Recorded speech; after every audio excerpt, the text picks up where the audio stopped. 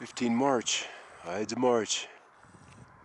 First thing in the morning I see here, this whole slew of chemtrails. This was just a little business jet sized guy leaving a mark up pop out on the other side of this developing lenticular. The ridge in the western states is kind of flattening out, so that's allowing a little more energy to come across the Rockies, and so I'm going to see more high clouds today. Outside last night with the scope and saw pan stars and some other pretty crazy stuff. There's another he just hit the end of this cloud right here. I mean, nothing on this side, and the cloud's coming together here, so he hit that precisely. And his trail's kind of like coming in and out of existence.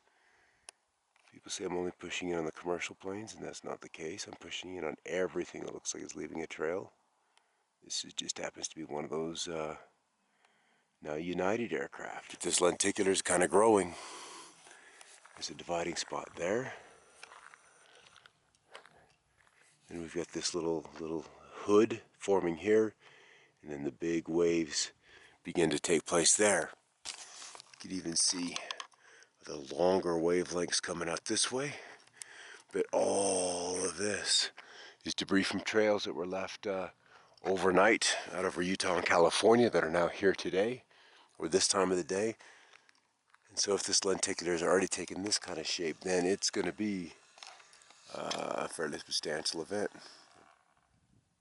Once we see these hoods coming, it tells me that there's something up there exciting this rather than just the wind, because I'm so far south that the jet stream is not potent enough to be able to put those kind of clouds over these mountains, these mountain wave clouds. They just should not be there.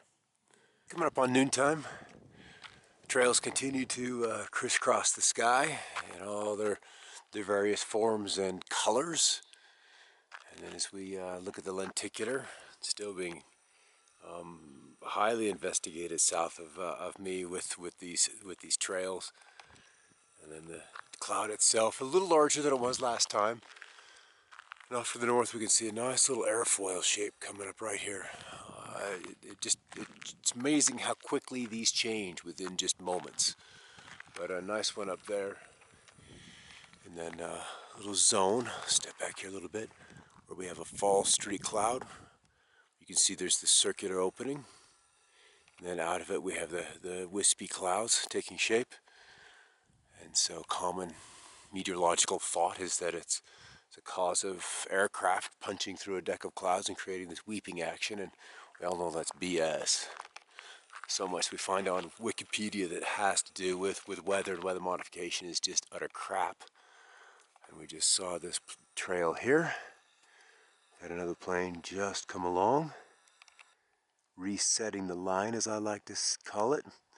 Where you see one trail initially and the other plane, the new plane is following the exact same path.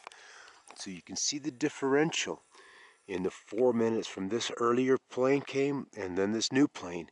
It resets the line.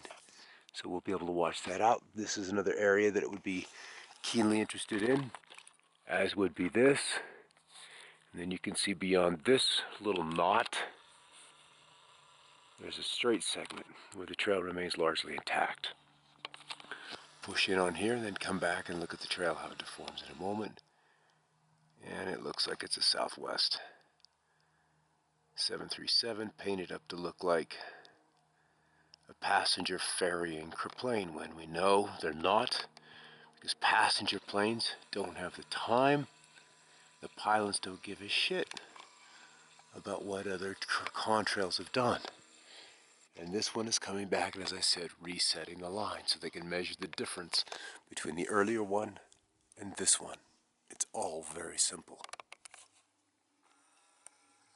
We got a little chemtrail jet coming up here, just beside the little crescent moon. Zoom on in here and see what kind of make he is. These guys are usually white. Occasionally there's a blue belly, but usually they're just all white, you know, quiet corporate jet types. And then now they're the middle of March, the Thunderbirds are back, circling the mountains, waiting for the rains to begin, but they've migrated north again. We got a little patch patch of cirrus going on right here. Well, alto cirrus. Little cups of wisps, but not quite what you'd expect leading into a lenticular-like formation. We just saw that little business jet fly overhead, and now I've got some nice little waves coming over top of this lenticular. The waves are taking form, and so they continue to come in this way. Then at the bottom of the cloud is moving this way. So that creates this cycle, actually rolling more like this, and that keeps the cloud rolling into place. The sky certainly clouded up. The regular halo around the sky for the sun is definitely full of particulates upon which these water molecules have condensed themselves upon, so we've gotten a mostly cloudy sky. This is kind of interesting over here as we see that Oregon curl taking shape in the lenticulars thickening up across the mountaintop. But it's this is the signal of geo-engineering that's happening overhead. Southwest 737, low and slow. So low, he's below all the clouds. Seriously low for where he's supposed to be and how far away from any airports I am. There's another one zipping along, not leaving a trail. So it's not like they have to. They don't have to leave a trail, but they are. Here's another big fatty. It's gone overhead. And all of this little bursting, this is not natural. I'll show you what it looks like on satellite right now. All right, there's my local time, 1543 local time. I just wanted to show you what it looked like. We just popped outside, saw that low jet overhead, not leaving a trail. I'm here in the San Luis Valley in southern Colorado, with a good estimate of my location being about right there. And so just to the east are these lenticulars that have been in place pretty much since daybreak. Since I got up, they have been there. And then there's all this freaky, crazy patterning that is in them that you wouldn't find if you had a natural atmosphere with a smooth laminar flow over these mountaintops. You'd get a very smooth cloud shield, but we're not. We're finding holes and ripples and cuts and serrated edges all through it. And as we look across the west, a lot of messy low clouds. We come into California, and we have numerous chemtrails as well. They have been hammered hard throughout the Golden State. I want to pop out very quickly, look at a little more western view. I'm in the west, folks and guys, in the UK, and Australia, New Zealand, back east. This is where I live, and so this is what I look at, and this is what I watch for closely, is the western states of the Americas. Through California, in fact, we see a nice series of trails right in through there. We've got a weak tropical feed, which is way down to the south, so this Pacific tropical axis, our feed is not available to this, essentially what is the polar westerlies. So there's just kind of a mess of clouds rolling through, and if you're hunting comet pan-stars, it doesn't look so good in the western states, where our flow has generally gone zonal.